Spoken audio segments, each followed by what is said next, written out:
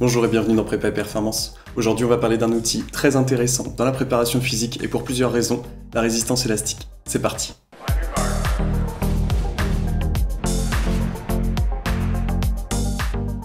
L'élasticité, c'est la capacité d'un matériau à s'étirer plus ou moins et à revenir à sa position initiale une fois relâché, sans dommage. Il existe différents matériaux utilisés pour fabriquer des élastiques à visée sportive. Le latex, l'élastodiène, etc. Mais l'idée est toujours la même, lorsque je vais tirer sur mon élastique, il va s'allonger, et lorsque je vais relâcher, il reviendra à son état initial. Plus je vais étirer mon élastique, et plus la difficulté de mon effort sera intense. On peut donc considérer que la tension d'une bande élastique est croissante et linéaire. En réalité, ce n'est pas tout à fait exact, mais les variations de la propriété élastique ne vont changer que sur des étirements extrêmes, c'est-à-dire au-delà de 500% de déformation. Or, des études ont montré qu'une utilisation normale de bande élastique en préparation physique se situe entre 50 et 300% de déformation. Donc, nous considérons que la tension élastique est croissante et linéaire. En partant de cette considération, il va donc être possible de calculer leur tension en fonction de leur longueur d'étirement. Généralement, les élastiques proposés dans le commerce sont décrits par une tension en kilos. Ceux-ci, par exemple, vont être des élastiques de 15 et 25 kg. La charge indiquée va correspondre à la tension appliquée à 100% d'étirement, c'est-à-dire quand notre élastique sera allongé de 2 fois sa longueur initiale. Donc j'aurai besoin de 15 ou de 25 kg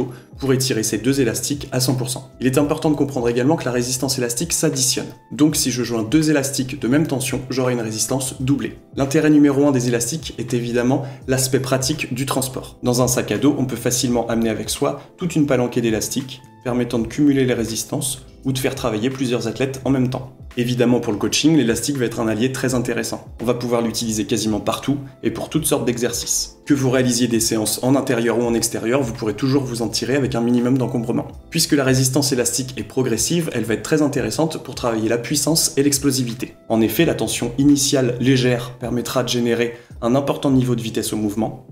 La difficulté augmentant avec l'allongement de l'élastique, il faudra augmenter de manière rapide le développement de force. La résistance élastique peut également être utilisée comme une aide pour délester le poids de corps, notamment sur des exercices comme les dips ou les tractions. En effet, des nouveaux pratiquants en musculation ne sont pas forcément capables de soulever leur poids de corps. Plutôt que d'utiliser l'élastique comme une résistance, ici on l'utilisera comme une aide. Il est également possible d'être très créatif avec les élastiques. On peut développer toute une gamme d'exercices généraux ou spécifiques, de manière plus simple qu'avec des poids, en les fixant au sol, en l'air, ou sur les côtés avec des espaliers. On pourra également cumuler des exercices avec élastique et d'autres formes de travail, comme pour des exercices de musculation combinatoire, dont nous parlerons très prochainement dans une prochaine vidéo. D'autre part, on peut facilement travailler des exercices de gainage en mouvement. En effet, on sait que si le gainage statique peut solidifier la posture, il ne va pour autant que très peu augmenter la performance en mouvement. Or, nos athlètes vont avoir besoin d'améliorer leur solidité dans des mouvements très spécifiques. Les élastiques vont donc être une bonne méthode pour ajouter une tension au bassin ou à la ligne d'épaule, nécessitant donc un gainage du tronc en continu. D'autre part, la résistance élastique va permettre d'homogénéiser le travail sur un trajet moteur. En effet, vous pouvez vous en rendre compte lorsque vous pratiquez,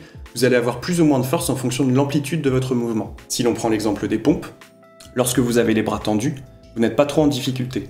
Au contraire, en flexion, le niveau d'intensité de l'exercice paraît accru. Cette sensation est due à la capacité de notre corps à créer de la force en fonction des amplitudes. Ce niveau de force n'est jamais totalement homogène. Ainsi, dans un mouvement, on peut calculer le pic de force, c'est-à-dire l'amplitude dans laquelle on est capable de produire le plus de force. C'est ici que mon élastique va être très intéressant avec sa résistance progressive. Si je le place de cette façon, sa tension sera plus importante là où je suis le plus fort et moins importante là où je le suis moins. Cette logique est transposable à l'ensemble des exercices. Attention cependant, la tension ajoutée rendra l'exercice beaucoup plus intense puisqu'il n'y aura plus de moment simple. La charge d'entraînement liée à cet exercice sera donc nettement augmentée. Même si l'on peut approximativement quantifier la tension élastique ajoutée à un exercice, il est cependant difficile d'en faire un suivi de l'amélioration de la performance. Avec une charge constante, on peut facilement constater un nombre de répétitions accru, une charge augmentée ou une vitesse de déplacement améliorée. Cette évaluation sera plus complexe avec une résistance élastique. D'un point de vue pratico-pratique, ce sont des outils qui nécessitent un investissement financier plus régulier. En effet, même de bonne qualité, un élastique ne sera jamais à l'épreuve du temps, comme peuvent l'être des poids en fonte. Je vous rassure, il ne s'agira pas d'en acheter toutes les semaines ni tous les mois, mais des élastiques utilisés régulièrement sur de grandes amplitudes s'abîmeront petit à petit. Il ne faut pas hésiter à mixer les types de résistance. Par exemple, on peut choisir de mixer une résistance constante, à travers des poids, avec une résistance élastique. Cependant, il va être nécessaire de savoir combien j'ajoute d'élastique pour rester dans les zones de travail souhaitées. Des études récentes ont montré qu'en vue de travailler la vitesse, la force ou la puissance, il était intéressant d'ajouter une part de 15 à 35% de la charge complète. Par exemple, si je veux que mon athlète travaille en squat à 100 kg, je vais pouvoir choisir une partie de la charge en charge constante, par exemple 80 kg. Je vais également devoir savoir combien je dois ajouter d'élastique pour arriver à 100 kg une fois ceci étiré. Je ferai très prochainement une vidéo explicative sur les calculs des résistances élastiques. En fonction de ce que vous recherchez, il va être intéressant d'essayer vos élastiques avant de vous les procurer. En effet, les différentes façons de fabriquer des élastiques et les différents matériaux utilisés vont faire que deux élastiques ne vont pas répondre de la même façon. En clair, à taille égale, vous pourrez avoir des élastiques plus élastiques que d'autres. Or, si vous cherchez à travailler sur de petites ou sur de grandes amplitudes, il sera important de bien choisir vos armes. En conclusion, la résistance élastique permet une diversité d'utilisation, que ce soit dans les méthodes d'entraînement ou sur les exercices. Sa résistance progressive va permettre de réaliser des mouvements à de hauts niveaux de vitesse, mais qui nécessiteront également un haut niveau de force en fin de mouvement. Il peut être utilisé avec d'autres types de résistance plus classiques, comme des poids, mais également comme une aide sur des mouvements plus difficiles. Cependant, il est difficile de quantifier le travail réalisé avec l'élastique, et celui-ci peut s'abîmer avec le temps. J'espère que cette vidéo sur les élastiques pourra vous permettre d'appréhender différemment les différentes résistances que l'on peut avoir à disposition pour créer des séances d'entraînement. Je proposerai bientôt des types d'exercices réalisables avec élastique. En attendant, n'hésitez pas à liker et partager cette vidéo. On se retrouve bientôt pour du contenu d'entraînement, et d'ici là, entraînez-vous bien. Salut!